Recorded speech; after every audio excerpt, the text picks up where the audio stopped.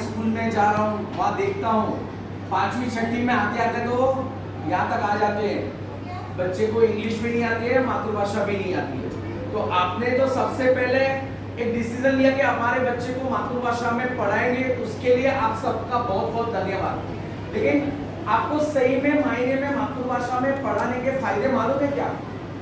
कोई किसी ने अंग्रेजी मीडियम की हाईफाई फी नहीं भर सकते, इसके लिए रखा रहेगा, किसी ने स्कूल नजदीक है इसलिए रखा रहेगा, लेकिन सही मायनों में मातृभाषा में क्यों पढ़ाना चाहिए?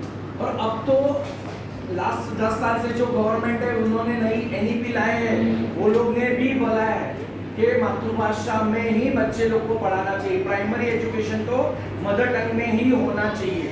क्यों? लेकिन क्योंकि बच्चा जब माँ से गर्भ से आता है तो बहुत सारी चीजें मातृभाषा में साथ में लेके आता है।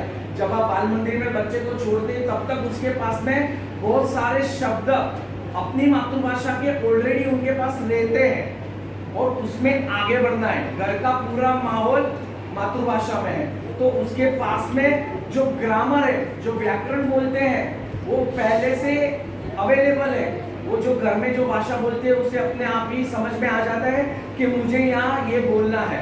तो बहुत सारी बेसिक चीज उसके पास में रहे तो उसके लिए बच्चे के लिए एक आसान हो जाता है कि मातृभाषा में पढ़ने से वो लोग आसानी से बहुत सारी चीज सीख पाते हैं। दूसरी बात, अभी मातृभाषा में हर एक स्टैंडर्ड में जैसे जैसे जाएंगे, बच्चा छोटा रहेगा तो गुरु ब्रह्मा गुरु विष्णु गुरुदेव महेश्वर बोलता है। तो क्या है गुरु? क्या है? माँ बाप कौन है? संबंध क्या चीज होती है? किसे मान देना चाहिए? वो सब चीज बचपन से ही उसके अंदर आती है। देखो हमारे वहाँ मौसा मौसी है, काका काकी है, फूई है, फूफा है। अंग्रेजी में क्या है? सिर्फ अंकल और आंटी।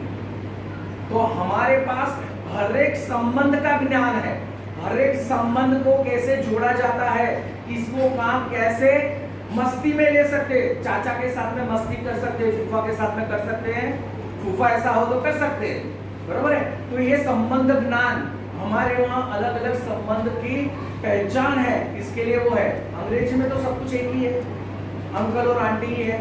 बच्चा थोड़ा बड़ा होता है तो हमारे में गुजराती में आता है, कविता आती है, जागदे जागवा कृष्ण को वाड़िया। वो क्या है? भक्ति गीत है।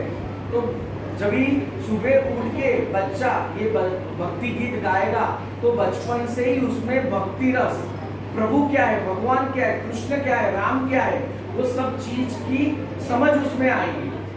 बच्चा और थोड़ा बड़ा हो जाएगा तो हमारे में सेकंड स्टैंडर्ड में, थर्ड स्टैंडर्ड में उल्टा चश्मा, अभी तारक मेहता का उल्टा चश्मा है, उसका कोई चीज आता है मौज मस्ती। अपने हर एक बच्चे को मौज मस्ती करनी है, लेकिन मौज मस्ती कैसी होनी चाहिए? सब लोग मिलके हंसे उसे मौज मस्ती बोलते हैं, लेकिन 15 बच्चे हंसे और 2 रोते हुए तो उसको मौज मस्ती नहीं बोलते, उसको अठास्य बोलते। किसी को रुला के हंसना उसको मौज मस्ती नहीं बोलते। तो हमारी पाठ्य पुस्तक, हमारे संस्कार क्या सिखाते हैं? सबको साथ में लेके हंसना है, मौज मस्ती करनी है।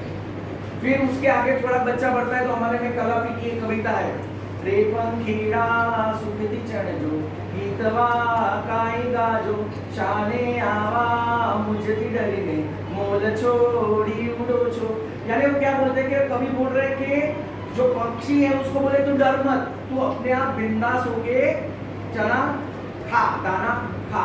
इंटरनेशनल बोर्ड की स्कूल में जितनी सारी सुविधा होने के बावजूद कम सुविधा में भी जब ये बच्चा इतना अच्छा कर पाता है तो उसका मतलब मातृभाषा में उसका बेस इतना स्ट्रॉन्ग है कि वो आगे जाके बहुत कुछ कर सकता है। तो आपको आपके बच्चे को सपोर्ट करना है, उसकी एबिलिटी के लिए एक माहौल देना है और बच्चे में खुददारी डालना है। अभी जो भी है, जैसा भी है, उसमें अपने को चला के आगे बढ़ना है। देखो स्ट्रीट लाइन में पढ़ के भी बच्चा बोर्ड में टॉप कर सकता है। यहाँ का ही बच्चा बोर्ड में 3rd रैंक में आया गुजराती मीडियम में, तो उसका मतलब जरूरी नहीं कि एसी कमरे में ही पढ़ के टॉप किया जा सकता है। तो आपको मानसिकता खुद को पहले रखनी पड़ेगी। कभी भी ये रोना रोते नहीं रहना कि मेरे पास ये नहीं है, मेरे पास ये नहीं है, मेरे पास ये नहीं है। कभी भी अपनी कमियां बार बार बोलते मत रहो। जो है अपने पास जो है उसका अच्छे से इस्तेमाल करके बच्चे को भी ऐसा बोलो कि भाई ये जो है उसमें से अच्छा बन के आगे बढ़। वो आगे बढ़ेगा तो घर का माहौल फाइनेंशियली भी अपने आप सुधरेगा। लेकिन आप रोना रोते रहोगे कि ये कमी है, ये कमी है, ये कमी है, मेरे घर पे ये नहीं था ना इसके लिए मैंने ये नहीं किया, आज मेरी ये तकलीफ थी इसलिए मैं स्कूल में नहीं आया, तो ये एक्सक्यूज देने की आदत आप पहले खुद निकालो।